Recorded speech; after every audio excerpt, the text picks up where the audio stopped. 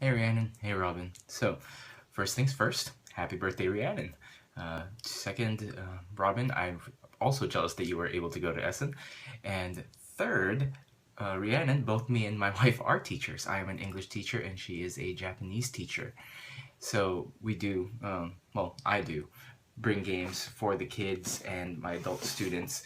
So I do actually want to thank you for sending me code names, and this has been just fantastic activity for both my adults and kids students. I have some extra cards in there in Japanese. I have some blank white cards in there that you can put extra words, so that was fantastic. Anyway, moving on to this week's question of games that I would bring at a party setting or just when going out. And those I think are different for me, because every time me and my wife go out, I bring a game anyway, maybe a game or two, just something easy for us to bring, something easy to play at a cafe, or maybe if we want to just stop walking or shopping for a bit, just something easy to do. So for example, I would bring games like Tides of Time, which I showed you last time, or a game like Hive. Those are easy enough to play. Now, for going out or going to a party where people aren't that much experienced in games and people maybe want to play a game or they have some downtime, I usually bring, oh holy, don't drop it, Oink Games. Oh yeah, I think I have most of them. I think I'm missing maybe 2 or 3. Anyway, I could talk about these games at length, just, oh, there's so many. But in any case, the 4 that I do like to bring with me are these 4. So this is Deep Sea Adventure. This is easy to explain. Basically, what I like to do in bringing games is that I need to bring a game that's either simple to explain, because it's easy enough to understand, or easy enough for me and my wife to explain it in Japanese, or it has Japanese rules that they could follow along. That helps.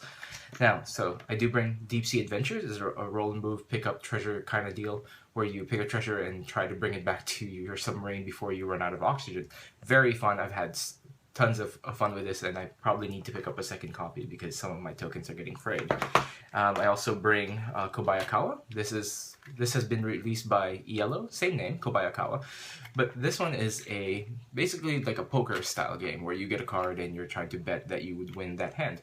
However, this is a very distilled game because there's only 15 cards, but the shiny coins seem to garner a lot of attention. This one has the Japanese version has metal coins, you can hear there. I also bring with me Maskmen. This is a ladder climbing game, trick-taking kind of deal, where you are trying to promote new wrestlers via cards, and they are just varying in strengths from round to round. So that's very fun. Me and my wife did a run through of this as well. Now, and this one of my favorites, even though it's only 2 to 4 players. This one, this is a Yabunonaka, or Under a Grove, or Hattari in the, I think, English re-release, and where you're trying to solve a mystery, try to figure out which one of these 3 has killed this person. You are all detectives and trying to place your guess, or in this case, intelligent guess, to figure out who the murderer is. And those are always fun because when we play them, I usually garner people, standing around watching us play, or people interested in learning more about the game. So that's always a great thing. Now, going to a gathering where there's maybe like a mixture of adults and kids who want to play games or don't usually play games and I feel like they're interested in games, I usually have these 3 with me. First thing is Who Am I by Haba.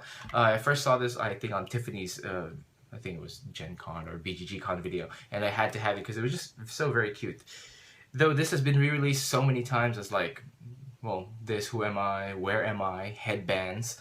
I think this one's just condensed and it comes in a nice Haba tin and magnets and things. This one you're trying to guess who you are, because you have an identity and trying to guess who you are by asking the others questions, yes or no questions.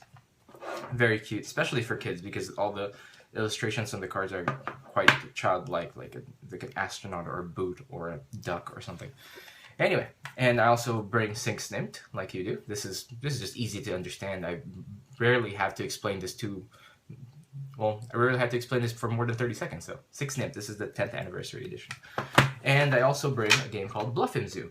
This one where, that's too bright, there we go, Bluffing Zoo, where you are friends who have all gone to the zoo, and you are talking about what you've seen, and you're basically trying to lie to your friends. So it's like, oh, I saw 4 elephants while playing a card, or not even playing a card. And if they call you out and they flip over the cards and there actually are at least 4 elephants, you win and they get all the cards. The first person to garner 30 cards loses. So that's actually a very fun one, and all the illustrations are these 5 animals, and it's just very cute. There's some special cards in there too. Anyway, so for gatherings where I know these are mostly my friends or friends who've already played games with me, but we don't want anything too difficult, or sometimes even if we just have table space. If we just have a large table space, maybe we're at a restaurant or somewhere where we can, sit for a good amount of time.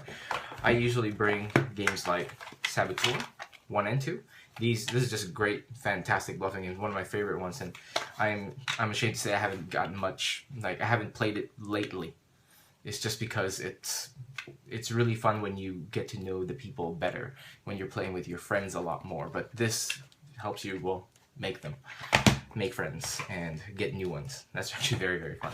Now, I also have this one, the Japanese version of Coyote, or Coyote, in the original release. This was also made in English as Powwow, where Powwow had, I think, a little bit more cutthroat mechanics and what's this, feather-shaped cards in a thing. This is more just square,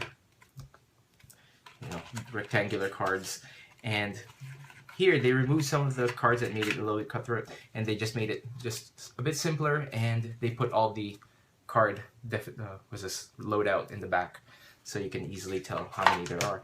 Here in this game, we are trying to guess the total number around the table, so everybody has one of these cards above their head, but they don't know what it is, and you're just trying to guess the total of the group without going over. Because if you go over and the next person calls you out, you get damaged, and you only have 3 life. And if you're out of lives, you're out of the game, and the last man standing wins. Fantastic game. Even though this version doesn't come with like head things where you can put the card in, because where would you put it? It's a small box. But it's still very fun just holding the card up, maybe putting it down, so you can look at the back of the card, so you can read the loadouts. Still a very, very fun game, and it plays 2 to 10 people. I am happy to say I've won a 10-player game with this, so I'm happy with that. And the last one here, this is Okyu no Sasayaki, and this is the Japanese version of a German game called Palastgeflüster, which is Dark Whispers, or Palace Whispers, where you're trying to, there is a conspiracy against the king, and what you're trying to do is gather your staff. You need to find at least 6 of the 7 staff around you with no duplicates, so the king does not suspect you of dark dealings. And there is a king deck where he basically nullifies a card or nullifies an ability of card, and each person you play to the table has an ability that happens. So if I play this guy, I would exchange 1 or more cards with someone else. The unique part of this is everybody's assigned a player color, and the deck is built of those player colors. And you have 1 of each of your own staff. So if I was green player, I would have all the green cards in the deck, and I would have all 7 of my cards in there. The reason that their color, as aside from player color and building the deck, is that if someone plays a card, whatever color that is that's the next player's turn. So it's very easy to set yourself up for, repeated turns. And there's also doubles of these. So, there's 2 of these brown lined ones. These are neutral colors, so there's always duplicates of this. So there's 2 of this Birdman here, each in the deck, 2 of all the 7 staff. And when those are played, the next person is the person with the least amount of staff. So the thing about that is that if someone gets a duplicate, everyone else wins, and that person loses. Or if someone gets 6, that person gets 2 points and no one else does. And if everyone else wins, they get 1 point. The first person to 6 wins. Actually, a very fun game, and lovely anime style art when they redid it, and I really like this one. Though I haven't gotten it to the table much more because the minimum is 3 to 5 players. It's just me and my wife here. How am I doing this? Anyway, I have other games that I want to talk about, but I'm trying not to make too long of a video. So for now, Robin, I look forward to seeing what you bring outside, and Rhiannon, maybe someday we'll talk about more games that teachers can use, because I got a ton of those. Party games are great for kids and adults alike, but I digress. I'll see y'all later. Bye.